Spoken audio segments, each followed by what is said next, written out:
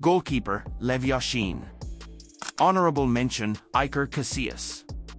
Any goalkeeper who spent his entire career with Dynamo Moscow probably wouldn't be in the GOAT debate these days, but football and the world were very different in Yashin's day. Despite never playing in Western Europe, Yashin is arguably the greatest goalkeeper in history. Nicknamed the Black Spider for his all-black uniform, the Soviet Union goalkeeper revolutionized his position. Yashin was an imposing presence between the posts, shutting down attackers in one-on-ones and helping his team initiate attacks. He would marshal the defense and come off his line to collect crosses.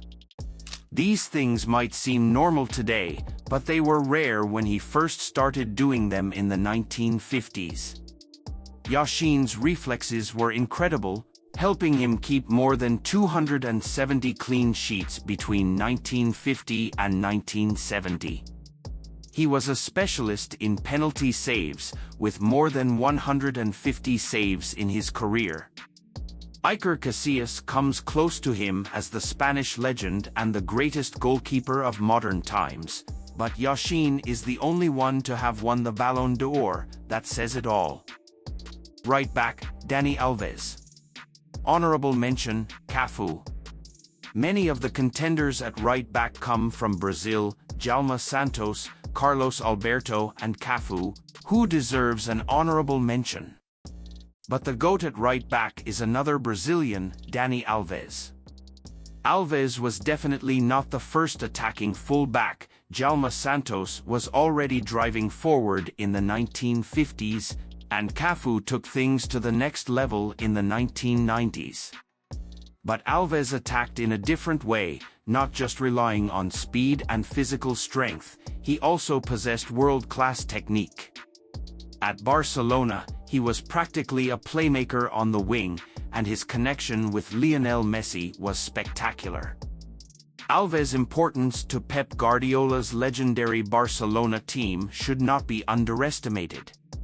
His medal collection is also impressive. Alves won 43 trophies in his career, making him the most successful player in history. Left back, Roberto Carlos. Honorable mention, Paolo Maldini. Roberto Carlos wasn't just a world-class left back, he transformed the position. Fullbacks had been attacking before Roberto Carlos, but he took it to a new level. His powerful runs down the flank were a key feature of Real Madrid's game for years. Central midfielders, Zinedine Zidane and Xavi Hernandez. Honorable mentions, Clarence Seedorf and Andrés Iniesta. Whether he played as a number 10 or in a more withdrawn role, Zinedine Zidane was one of the greatest playmakers we've ever seen. Zizou exuded creativity. He was an artist on the pitch, but that didn't mean he wasn't effective. He had plenty of end product to go with his dribbling and smooth passing. Zidane was also a big game player, and he excelled in the 1998 World Cup final, scoring twice against Brazil to help France win the tournament for the first time. Zidane also scored spectacular goals, his best being a left-footed volley against Bayer Leverkusen in the 2002 Champions League final, and he wasn't even left-footed, by the way. His partner is Xavi Hernandez. Pep Guardiola's Barcelona were arguably the greatest team of all time, and Xavi was the heart of that team. The Spaniard once said he worried that there would be no more space in the game for a small, technical midfielder like him, but he solved that problem by transforming the game. Suddenly, everyone wanted a master passer in midfield. Xavi was better than anyone at setting the tempo of the game. He knew when to speed up and when to slow down. Xavi plays for the future, Dani Alves once said. It's hard to talk about Xavi without mentioning his partner Andrés Iniesta, another midfielder who won everything with Barcelona and Spain, but Xavi was even more important. Clarence Seedorf also deserves a mention. He is the only player to have won the Champions League with 3 different clubs: Ajax, Real Madrid and AC Milan. Seedorf was brilliant and sometimes doesn't get the credit he deserves. Defenders: Franco Baresi and Franz Beckenbauer. Honorable mentions: Bobby Moore and Alessandro Nesta. The Italians are known as the kings of defense, and Franco Baresi was the best Italian to play that role. Baresi had it all. He was a complete defender, despite being only 5 feet 9 inches, which was much smaller than most players in his position.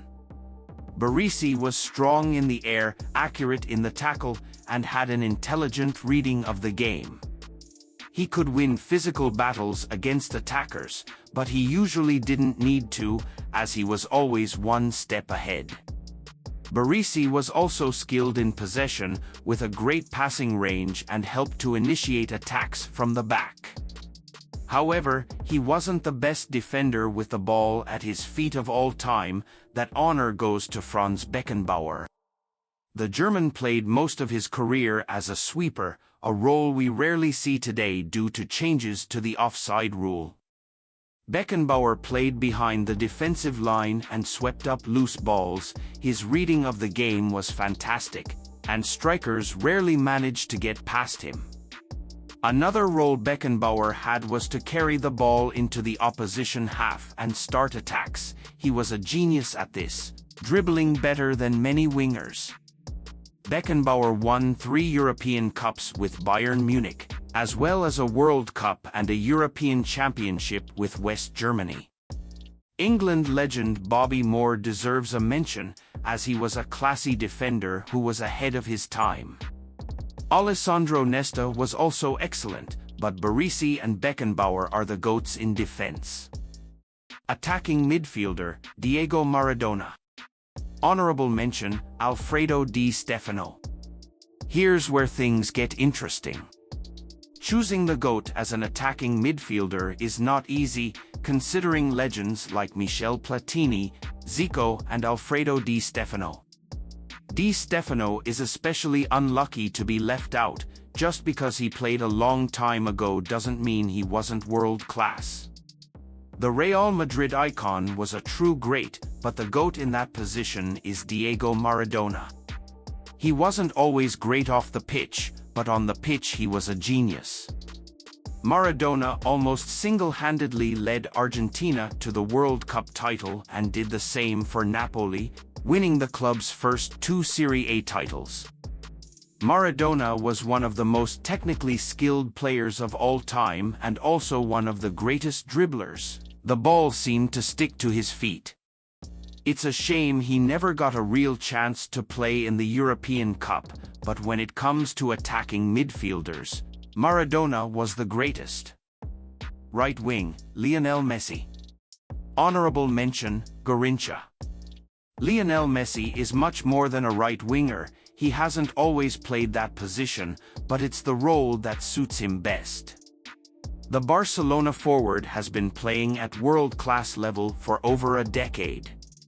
Even if he had never scored a goal, his dribbling and passing would rank him among the greatest of all time.